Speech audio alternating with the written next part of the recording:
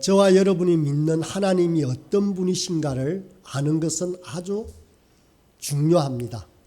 우리가 믿는 하나님의 능력과 또 우리의 하나님께서 베푸시는 그 성품이 어떻는가를 우리는 잘 알아야만 우리의 믿음이 흔들리지 않습니다. 하나님께서는 천지 만물을 지으신 창조주 하나님이십니다. 그리고 전지전능하셔서 그 어느 것도 불가능한 것이 없습니다. 그리고 무소부재하셔서 어느 곳에서든 하나님은 계십니다. 그리고 하나님은 거룩하시고 자비하시고 사랑이 많으셔서 그 어떤 사람이라고 할지라도 사랑하십니다. 또 오래 참으셔서 어떤 죄인이라고 할지라도 용서하고 기다려 주십니다. 이것이 하나님의 능력이고 하나님의 성품입니다. 그런데 이 하나님의 성품을 우리가 전혀 누리지 못할 수도 있습니다. 하나님께서 저와 여러분과 아무런 상관이 없다면 하나님께서 우리를 창조하셨지만 하나님의 성품과 속성을 우리는 전혀 누릴 수 없는 존재가 될 수밖에 없다라는 것입니다. 그렇다면 그저 아무런 목적 없이 터벅터벅 괴로운 우리 인생길을 걸어가야 합니다. 그 사람은 정말 불쌍한 존재가 되고 말 것입니다. 아니 오히려 짐승이나 한감 미물보다 더 끔찍한 존재가 될 것입니다. 왜냐하면 하나님은 마지막 날에 심판주로 오셔서 모든 인간을 심판하시기 때문입니다. 우리는 징벌을 받는 존재가 되어서 영원히 꺼지지 않고 사라지지 않는 불못의 고통에서 지내야 하기 때문입니다. 이것은 장차 반드시 우리에게 일어나는 일입니다. 그런데 하나님께서는 이 끔찍한 괴로움과 고통 속에 살 수밖에 없는 저와 여러분을 자신의 성품과 속성을 마음껏 누릴 수 있는 존재가 되도록 해 주셨습니다. 그것은 바로 하나님을 영접하는 자, 곧 그 이름을 믿는 자들에게 하나님의 자녀가 되는 권세를 주시기 때문에 그렇습니다. 믿는 자들에게는 하나님의 전지전능하심과 자비하심, 무세부조하심, 그리고 사랑과 모든 성품을 누릴 수 있게 합니다. 이런 성품을 누릴 수 있을 뿐만 아니라 우리 보고 너희는 하나님의 자녀다라고 말씀하시고 약속해 주시기도 하십니다. 제가 처음 대학에 입학을 하고 우연히 신앙 강좌에 참석을 했다. 이 놀라운 사실을 깨달았습니다. 일주일 동안 매일 저녁에 진행되는 신앙 강좌에서 하나님은 누구신가, 또 인간은 누구인가, 그리고 예수님은 누구신가를 계속 듣고 저도 고개를 끄덕끄덕하면서 월화수목 4일간을 보내었습니다. 5째 되는 5일째 되는 날 그 말씀을 인도하시는 목사님이 이렇게 말을 했습니다. 그런데 이렇게 알고 있는 이 하나님이 여러분과 전혀 상관이 없는 존재가 될 수 있다라고 말했습니다. 그래서 이 모든 성경적인 지식에도 불구하고 그 지식만으로는 구원을 얻을 수가 없다고 하시는 거예요. 많은 간증도 들었고 많은 예화도 듣고 참 놀라운 분이다라고 긍정했음에도 불구하고 제가 아무런 상관이 없을 수 있다라고 하시면서 그때 들은 말씀이 오늘 본문 말씀 요한복음 1장 12절의 말씀이었습니다. 영접하는 자, 곧 그 이름을 믿는 자가 되지 않으면 하나님의 자녀가 될 수 없다라고 말씀하셨습니다. 그래서 그날 저녁 영접 기도를 제가 드리게 된 것입니다. 그런데 참으로 이 축복은 믿는 자에게 그저 주어지는 것이라고 말씀하시면서 그 말씀을 받고 믿음으로 제가 영접을 했는데 놀랍게도 제 속에는 아주 큰 기쁨이 넘쳐났습니다. 한순간임에도 불구하고. 그래서 13절의 말씀에 나타나는 것처럼 이 축복은 제가 만들어내는 것이 아니었습니다. 이 축복은 하나님께서 허락하신 것이었습니다. 하나님에게서 오신 것이었습니다. 그래서 13절에 이는 혈통으로나 육정으로나 사람의 뜻으로 나지 아니하고 오직 하나님께로부터 난 자들이다라고 말씀하셨습니다. 그런데 이것은 제게 더 큰 기쁨을 주었습니다. 왜냐하면 저의 연약함을 잘 알고 있기 때문입니다. 제가 아니라 하나님께서 저를 하나님의 자녀로 만드신다라고 하신 약속이었기 때문이었습니다. 이제 제가 하나님의 사랑받는 존재가 되었습니다. 생각만 해도 약간 설레이는 마음이었습니다. 이 놀라운 사랑의 이야기가 제 이야기로 시작이 된 것입니다. 그런데 이것은 순간의 기쁨이 아니라 항상 기억되어야 하는 것입니다. 왜냐하면 우리는 자주자주 잊어버리기 때문입니다. 이것을 기억해야 우리가 존재하는 목적과 행복과 사랑이 계속해서 우리의 이야기가 되어지는 것입니다. 이것을 잊어버리면 우리가 생각하고 묵상하는 모든 것들은 사랑의 이야기가 아니라 종교적인 관습이 되고 그리고 우리를 얽어매는 속박이 되고 만다는 것입니다. 우리는 이 세상에서 살아가면서 많은 것들을 확신하며 살아갑니다. 그렇죠. 내일은 해가 뜨겠죠. 내일은 우리가 아침에 공기로 호흡할 수 있겠죠. 몰라 지구의 멸망이 온다고 해서 우리를 위협한다고 할지라도 그저 우리가 깨어날 것 같은 확신 속에 있지 않습니까? 그렇게 살아갑니다. 그리고 여름은 덥고 겨울은 추울 것이라는 것도 믿고 있습니다. 시간은 멈추지 않고 그대로 계속될 것이라고. 어린아이들이 확신하는 것 중에서 가장 중요한 것 중 하나가 무엇인가 하면 바로 자기의 부모의 자녀라는 것 자신이. 그것을 확신합니다. 아침에 일어나서 우리 엄마 아닐 거야. 내가 젖달라고 하면 줄까? 이렇게 생각하는 아이는 한 명도 없습니다. 아이는 그것을 가장 먼저 인지하기 때문에 엄마의 젖을 압니다. 부모의 사랑을 가장 먼저 느끼고 누립니다. 아이가 젖을 달라고 떼쓰고 앙탈 부리는 것도 바로 이런 확신 때문에 그 아이가 할 수 있습니다. 다른 부모의 젖을 달라고 하지 않습니다. 좀 더 자라서는 아빠나 엄마 보고 물건을 사달라고 음식을 달라고 합니다. 그러나 지나가는 행인 보고는 그 아이가 절대로 달라고 하지 않기도 하고 못합니다. 이렇게 당당한 것은 그가 부모님의 사랑 가운데 있음을 확신하기 때문입니다. 그들이 자신의 어머니 아버지 됨을 분명하게 알기 때문입니다. 우리 또한 마찬가지입니다. 하나님이 나의 아버지임을 확신하지 않으면 그 어떤 강구도 우리는 사실 불안합니다. 그러나 믿음 안에서 우리가 언제든지 기도할 수 있고 우리의 모습이 어떠할지라도 우리 하나님을 바라보고 의지할 수 있는 것은 바로 하나님이 우리의 아버지이심을 믿고 알기 때문입니다. 이 믿음이 없이는 우리의 기도 시간이 아무리 많아도 성경을 아무리 여러 번 통독한다라고 할지라도 이것은 모두 종교적인 열심에 불과하다라는 것입니다.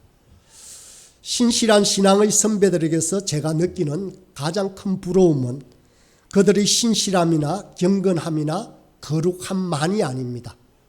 제가 가장 부러운 것은 그들이 누리는 자유함입니다.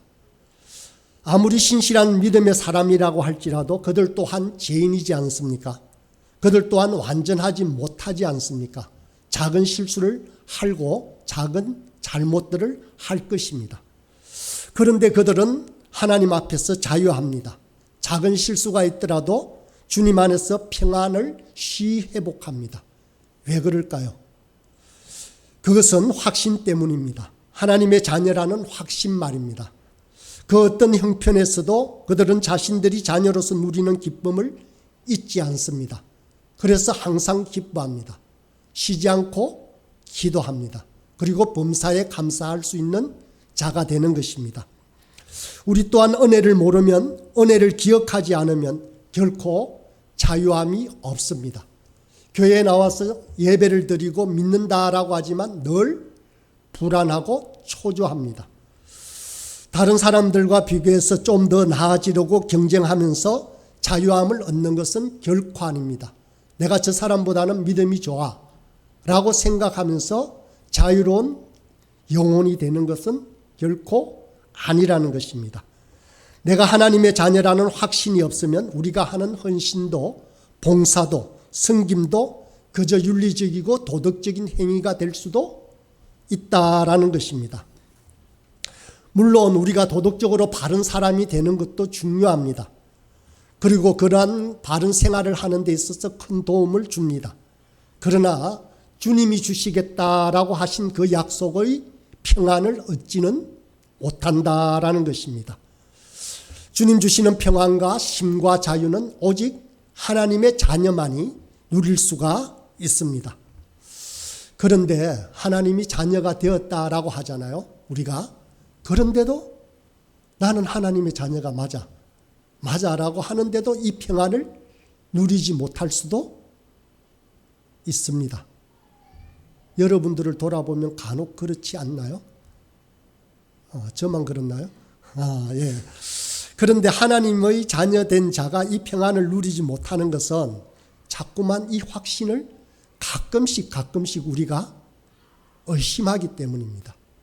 우리 스스로가 의심하는 것 같기도 하지만 악의 세력이 우리 주변에서 계속해서 너 하나님의 자녀 맞아? 라고 우리를 유혹한다는 것입니다. 부모에게 떼쓰고 마음껏 울어제끼던 그 아이를 다시 한번 생각해 보십시다. 그 아이가 자라면서 자아가 형성되기도 하고 여전히 고집부리고 미운 짓만 골라서 하는 여러 발달 과정을 겪게 됩니다. 그런데 그 아이가 생각이 많아지기도 하는 사춘기가 옵니다. 사춘기가 오면 인생의 근본적인 질문을 던집니다. 아이들에게 각자 던져지는 질문의 모양은 달라도 대충 이런 것들입니다. 나는 누구인가? 나는 어디서 왔지?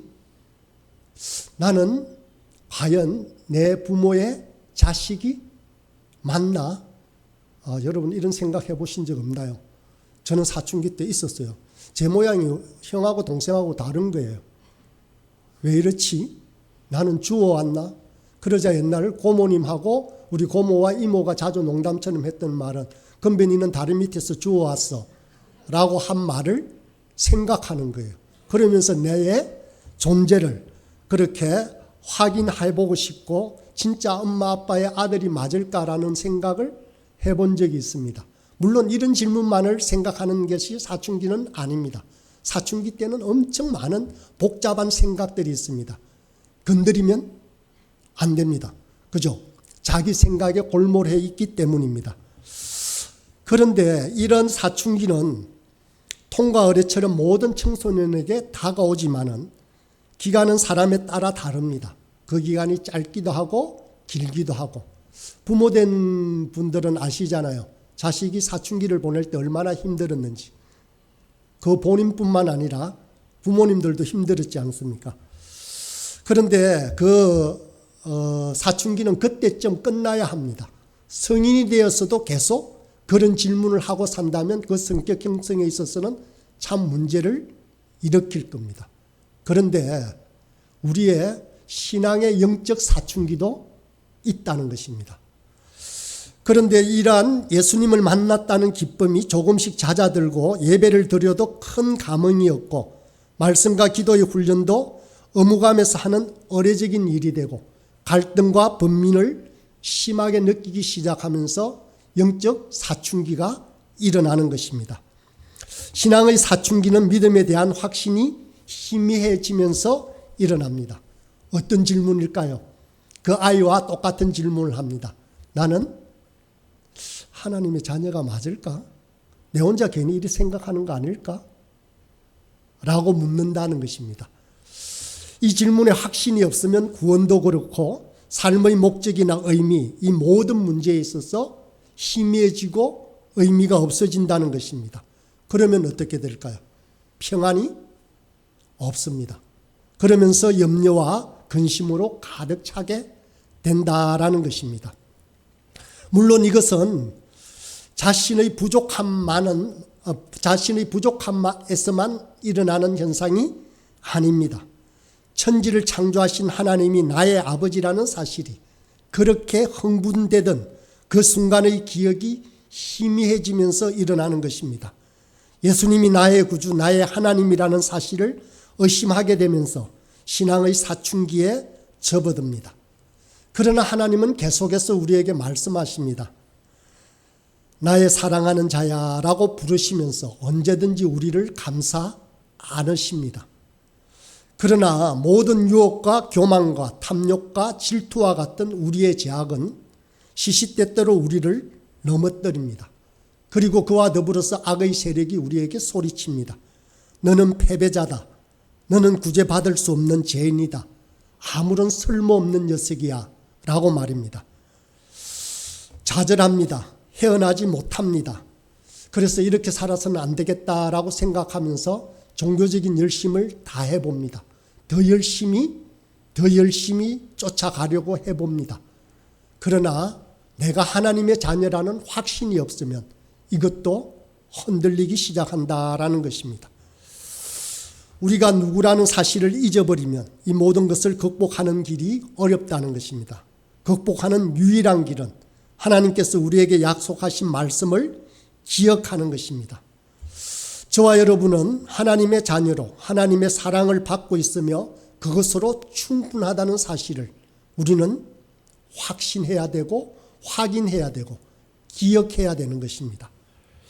하나님께서 우리를 당신의 자녀라고 부르시면서 감싸 안을 때 악한 세력은 뭐라고 하고 있는가 하면 우리 보고 더 많은 부를 추구하라고, 권력을 추구하라고, 명성을 얻으라고, 무사람에게 존경받는 사람이 되면 된다라고 그렇게 우리를 다그칩니다. 이것은 연약한 우리에게만 그렇게 악의 세력이 말을 했을 것 같나요? 그렇지 않습니다. 예수님에게도 사탄은 이렇게 시험합니다. 어떻게요? 네가 하나님의 아들이거든 이라고 하며 예수님을 시험합니다. 그렇다면 모든 자에게 이런 유혹과 시험을 한다는 거죠. 시험이 온다는 거죠. 우리는 악의 세력으로부터 오는 모든 충동과 유혹, 실패, 헛된 욕망 앞에서 우리는 당당하게 말해야 합니다. 나는 하나님께서 사랑하시는 그분의 자녀이다. 나는 내가 하나님의 자녀가 아니라고 말하는 모든 것에 넘어가지 않겠다라고 소리쳐야 하는 것입니다. 이 고백이, 이 믿음이 우리 믿음의 영적 사춘기를 극복하게 하는 것입니다. 그런데 우리가 아이들의 사춘기는 시기가 있고 때가 있지 않습니까? 그런데 우리의 영적 사춘기는 시기도 없고 때도 없습니다. 수시로 찾아옵니다. 아이는 청소년 때만 지나면 되죠. 그런데 우리는 할머니가 돼도 할아버지가 돼도 이 영적 사춘기는 올 수가 있습니다. 왜요? 기억하지 않으면요. 기억하지 않으면 언제든지 그 틈새로 찾아온다라는 것입니다. 교회에 나온 어떤 할머니에게 물었습니다. 제가 아이고 어머니 구원 받으셔서 좋죠. 그러자 그 어머니가 이렇게 말씀하십니다. 난 아직 멀었어. 교회에 더 오래 다녀야 구원받지. 봉사도 하고 헌금도 더 많이 하고 권사라도 돼야지 라고 말했습니다. 이런 말 하시는 분 들어보셨나요 혹시? 이것은 하나님의 구원의 의미를 잘못 아는 것입니다. 신앙의 연륜이 아무리 오래된다고 할지라도 바로 많은 교회와 헌신이 있다고 할지라도 교회의 직분을 차지한다라고 할지라도 구원을 얻는 것은 아닙니다. 우리의 평생의 소원은 하나님께서 나의 아버지라는 사실과 그 사실을 점점점 쉬지 않고 알아가는 것입니다.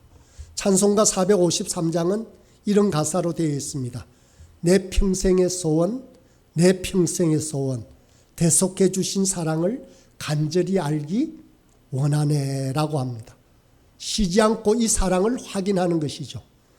이 확신 속에서 말씀과 기도로 우리는 거룩해져 가는 것입니다. 이 확신 속에서 우리는 선한 사마리아인으로 변해가는 것입니다. 그러면서 하나님과의 관계가 바로 정립되어 있어야, 그래야 하나님의 자녀라는 사실을 분명히 알아야 된다라는 것입니다. 만약에 이것을 잊어버리면 우리는 또 다른 아무리 오랜 시간을 성경을 읽고 기도한다라고 할지라도 그저 종교적인 열심에 불과합니다. 그러면 우리는 또 다른 바리새인이 되고 마는 것이죠. 참으로 많은 것을 압니다. 바리새인은 많은 것들을 행합니다. 그 누구도 우리들 중에 있는 이분들 중에 여러분들 중에 옛날 유대 시대에 바리새인보다 더 열심내는 종교심을 갖고 있는 분은 지금으로 살펴보면 아무도 없을 것입니다. 그러나 바리새인을 향하여 예수님은 악한 자라고 했습니다.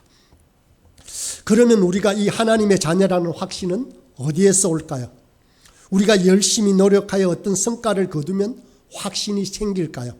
아니면 우리가 깊은 산속에 응거하면서 고행의 수도자가 되면 이것을 얻을 수 있겠습니까? 이 확신은 우리가 노력해서 얻는 것이 아니라고 했습니다.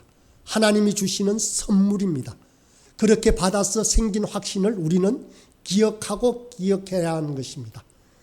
에베소서 2장 8절과 9절의 말씀입니다.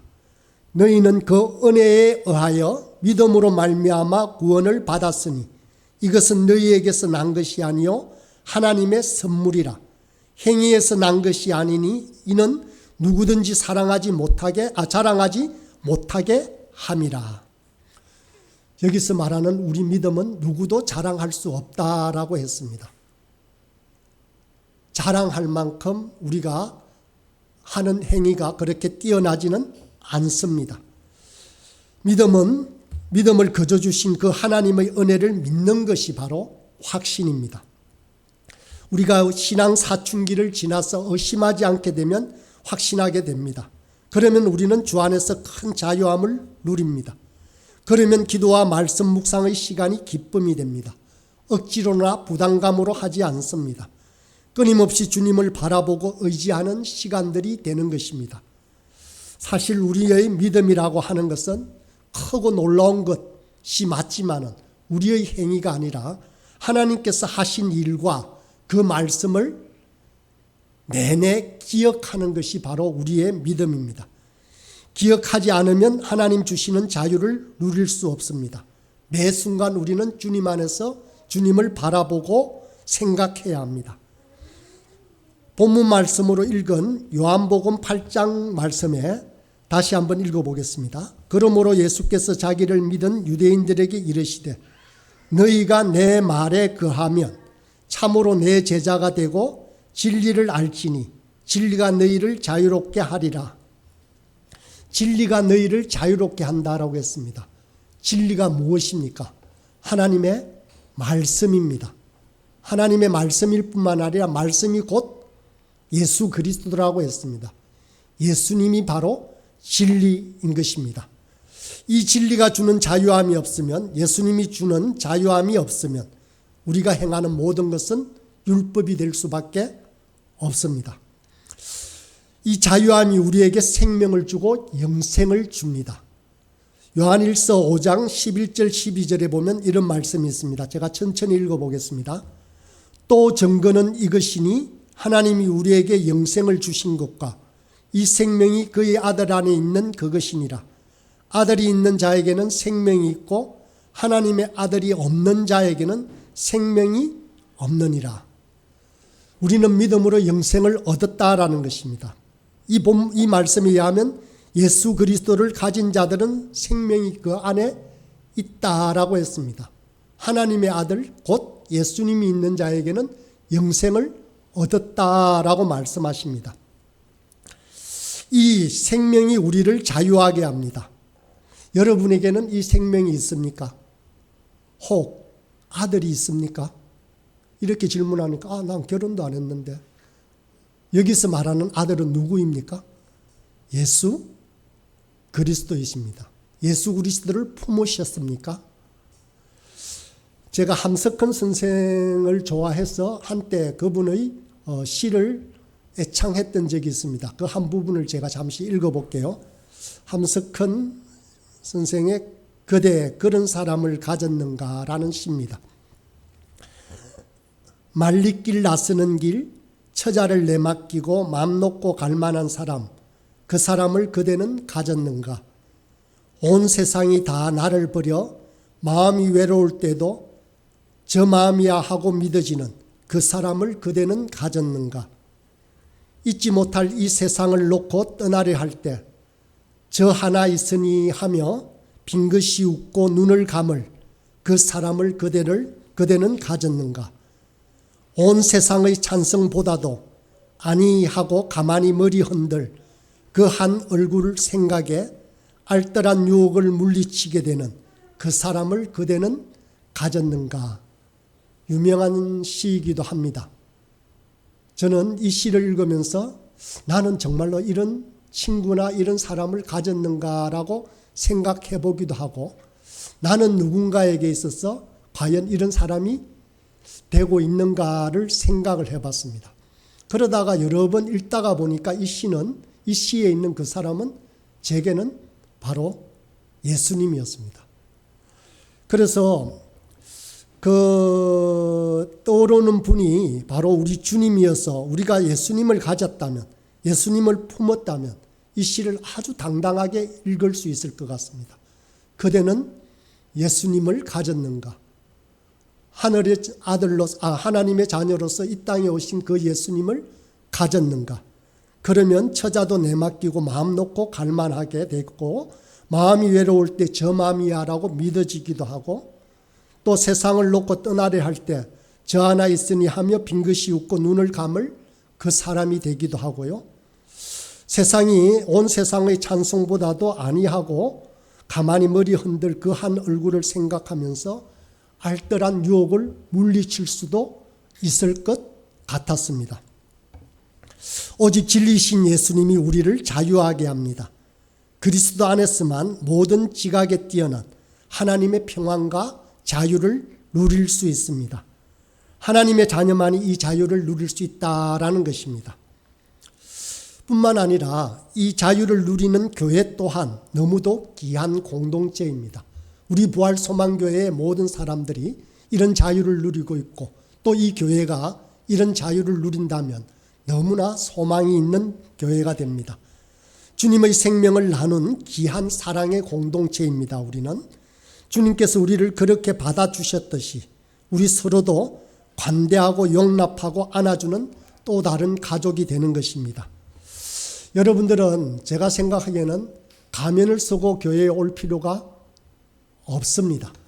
직장에서, 사회에서 수많은 평가에 시달린 여러분의 영혼이 교회에서조차 평가받으려고 눈치 보지 않아도 되는 곳이 바로 이 부활소망교회입니다.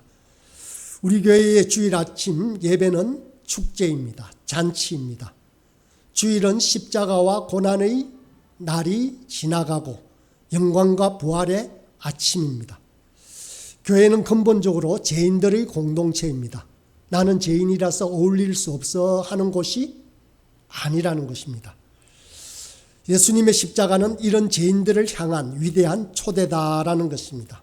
십자가는 거룩한 사랑을 드러내면서 우리의 죄를 속죄하시고 구원과 자유에 이르게 하시는 것입니다.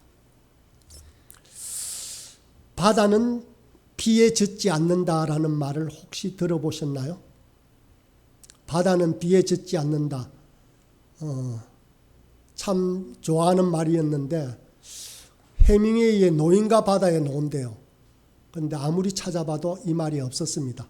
어떻든 이 바다는 비에 젖지 않는다. 어떤 의미인가를 아시겠죠? 약간 풀어보겠습니다. 바다는 이미 넉넉한 물을 소유하고 있습니다. 넓고 넓은 바다는 비로 인해 흔들리지 않는다는 것입니다. 그래서 제가 생각해 보건대 교회는 이 바다와 같은 곳입니다. 교회는 이익을 쟁취하려는 단체가 아닙니다. 사소한 논쟁에 빠지는 곳도 아닙니다. 교회는 하나님의 큰 사랑과 은혜를 가지고 있는 곳입니다.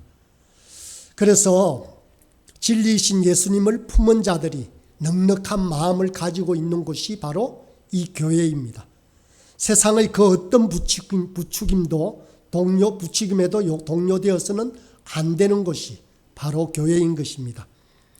세상은 도덕적 기준과 나름의 원칙을 주장합니다. 그러나 용서에는 원칙이 없습니다. 하나님께서 엄중한 도덕적 기준을 가지고 우리를 체크하시고 주장하신다면 여기에 구원받을 수 있는 사람은 한 사람도 없습니다. 주님은 그 어떤 사람이라도 품어주셨습니다. 어디까지 품어주셨을까요? 자신을 십자가에 못 박은 사람들을 바라보며 이렇게 말씀하셨습니다. 아버지, 저 사람들을 용서하여 주십시오. 그들은 자기가 하는 일을 모르고 있습니다. 라고 외쳤습니다. 교회는 이념이나 신학에 따라 담을 쌓아서는 결코 안 됩니다. 우리는 하나님의 길을 막는데 너무도 능숙합니다. 누가 교회에 들어올 수 있는지 없는지를, 누가 교회에 합당한지 아닌지를 판단해서도 결코 안 됩니다. 판단과 심판의 일은 우리의 일이 아닙니다. 우리가 해야 할 일은 무엇일까요? 바로 사랑해야 하는 일입니다. 얼마 전에 어떤 책을 보다 보니 한 꼬마가 이렇게 말하고 있는 것을 보았습니다.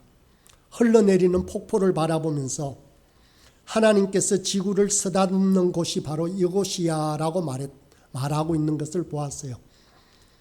그 아이는 폭포를 하나님께서 땅을 쓰다듬고 있는 따뜻한 생각을 하는 것이죠.